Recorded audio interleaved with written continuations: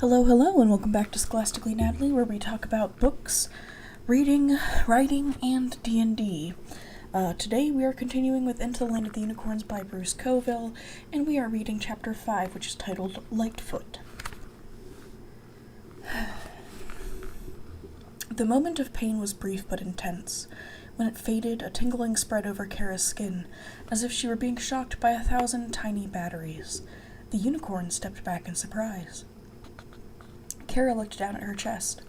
The fabric of her shirt was torn where the horn had pierced it, yet the flesh beneath was unbroken, bloodless, the only sign of what had just happened, a tiny, star-shaped scar. The unicorn laid his horn gently upon her shoulder. Then, to her astonishment, he spoke to her. "I see I am not the first of my kind that you have met. Alas, you have a wound that not even I can heal." The puzzling message came not in words as Kara knew them, sounds made in the throat and carried on the air. Instead, the silvery creature spoke inside her head, his meaning carried to her in a strange internal combination of images, sounds, feelings, even smells, that she could not have explained, yet that was so perfectly clear she understood even the note of surprise that underlay his thought. "I'm not going to hurt you," he added. "I just wanted to make it possible to communicate with you. It will be easier for me to heal you if we can speak." "What do you mean?" she asked, trying to keep her voice from quavering. "Don't speak out loud. I can't understand you that way. Just form the thought and send it to me. You'll need to stay in contact with me, at least for now." Saying that out loud, I have such a vivid memory of, "Don't speak out loud. I can't understand you that way." Though the horn was already resting on her shoulder, she gingerly set her hand on it for good measure. It was as smooth as the inside of an oyster shell and pleasantly warm. "Where am I?" she asked. She sensed him receiving the message. "I'm talking to a unicorn," she thought, so excited she almost missed his answer. "You are in the cave of the Dimplethumb," he told her, "in the forest of the Queen, on the edge of the wild, in the world of Luster." Luster? The home of the unicorns. For a moment, Kara felt as if she could not think at all. Then the questions came in a flood. "What has happened to me? Who are you? Who is the creature that lives in this cave? How can I get home? Do you know my grandmother? Why did you wait, interrupted the unicorn. "I can't possibly answer all those at once. Let's start with some of the easier ones. My name is Lightfoot. And yours?" "Kara." "What has brought you here, Kara? Very few humans can cross the borders of Luster these days." He paused, then looked at her oddly and repeated, "Very few." This time the underlying tone of his message was not surprise, but concern. She started to tell her story, but found herself lapsing into speech without realizing it. She started again. It was surprisingly hard to only think what she wanted to tell him, and not say it out loud. "You'll get better at it," he said reassuringly. "Try again." Concentrating, she managed to get through the whole story, without slipping into speech more than 3 or 4 times. The unicorn looked startled and somewhat worried when she mentioned her grandmother's request that she find the old one. "What's the matter?" she asked. "Nothing," he replied. "Go on with your story." She looked at him suspiciously, but continued the tale. When she was done, he said, "This is more serious than I realized when the Dimplethumb came to fetch me." "The Dimplethumb?" "Your host and rescuer. You're resting in his bed right now. He's a gruff beast and generally a loner, so he is somewhat disturbed at having you here. Though, to tell you the truth, I think he rather likes you. It's good for him, if you ask me. Shake him up a bit." "Where is he now?" "Gathering some herbs to help you regain your strength. I can heal any serious wounds you might have suffered when you were attacked, but recovery involves more than just healing. Crossing from your world to Luster probably took its toll on you as well. You'll need to rest for a few days. As to the healing, do you have specific wounds I can tend to?" In the excitement of meeting the unicorn, she had nearly forgotten the pain in her side, but his question reminded her of the wound, and at once she felt it stab through her. "Here," she said, pointing. She realized that she should have thought it rather than said it, but the pointing got the message across. Lightfoot stepped back, returning his horn to her shoulder. He thought, "Show me." She pulled up her shirt. The raw wound underneath was so ugly it made her gasp to see it. The pain suddenly increased, as if her being aware of the injury made it somehow worse. Lightfoot turned his head to get a better look at the problem. Whatever he thought of it, the information did not reach Kara, because she was no longer in contact with him. After a moment, he turned his head back and placed his horn on the wound. She cried out at the flash of pain that accompanied the healing. Then the flesh drew together, and all pain vanished. "You fixed it," she cried in delight. He nodded, but turned away from her. He took 3 steps.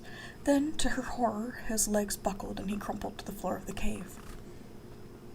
"Are you all right?" she cried.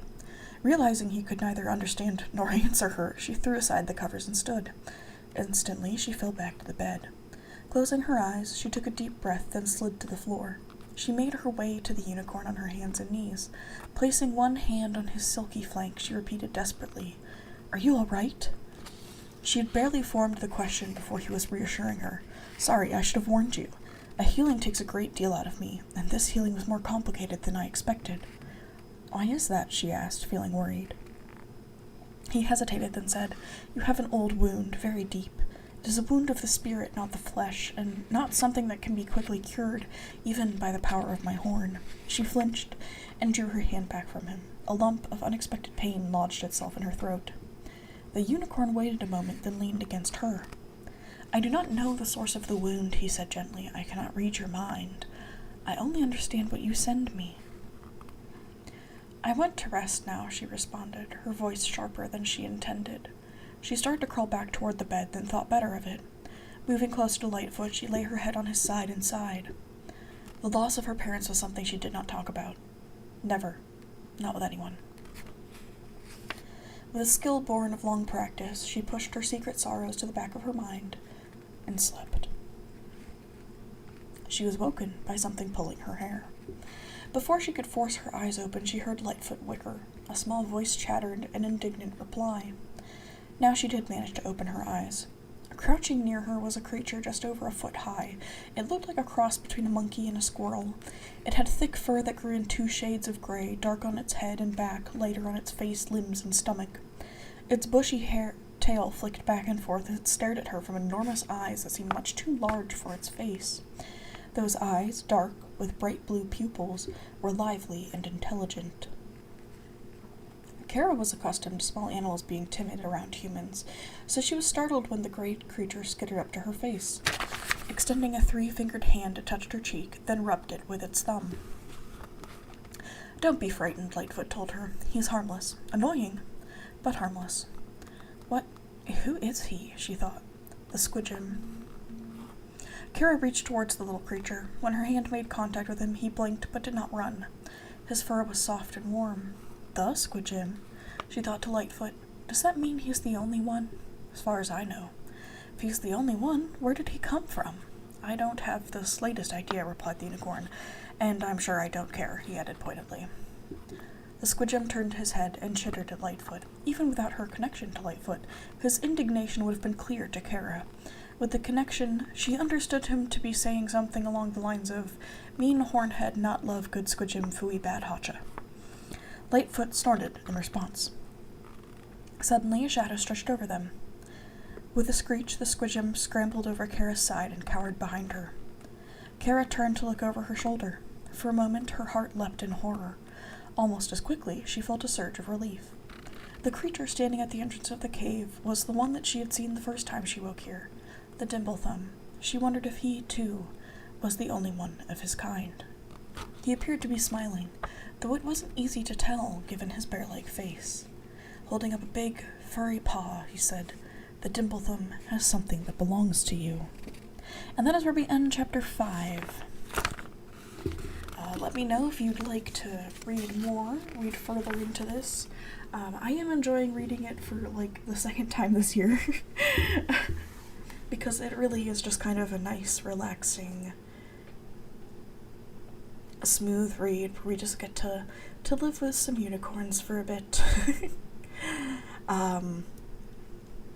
I hope you guys will have an amazing week and have had a good day, and I will see you all in the next one. Scholastically Natalie is out.